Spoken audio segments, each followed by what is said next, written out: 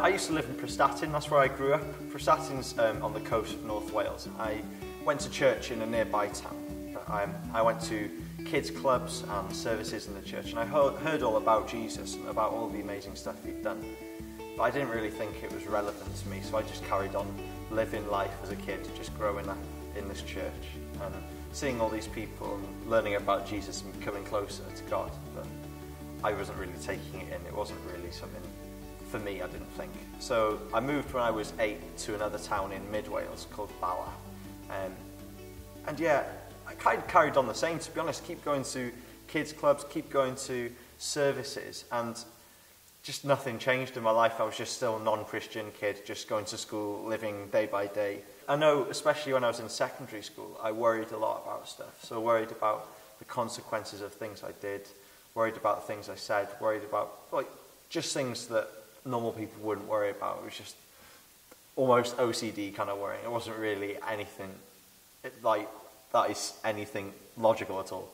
But when I was 14, I went to a camp, because my dad runs loads of camps, Christian camps, in the summer as part of his job. When I was on that camp, I heard on the last evening about Jesus' love and what he'd done on the cross. And then we got some time just to chill, relax on the campsite, just on our own in the darkness, turned all the generators off.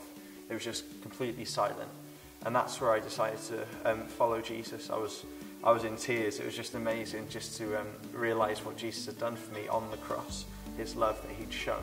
Over my time of following Jesus, this is a verse that's definitely stuck out. It's from Psalm 23.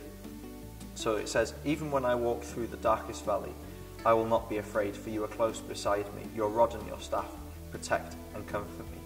On that night on the camp, I was crying, and it was just such a good moment, coming to know Jesus and choosing to follow him. But this verse, it wasn't said on the night, but it's just stuck out to me over the years. And it's David saying this. David was running away from a massive army, and he was a king. He was running away from this army, and he was having to hide. And it says here he was in the darkest valley. Some versions say the valley of death. It's that extreme, and that's the valley he was in.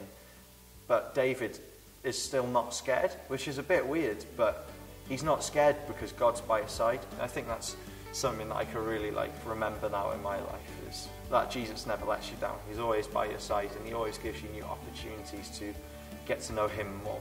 And especially when you get older, you're worrying about what people might think of you, or the things you wear, or the things that you do, your actions. But in the end, it's only Jesus' opinion that matters, because of what he's done on the cross. So yeah, that's my story.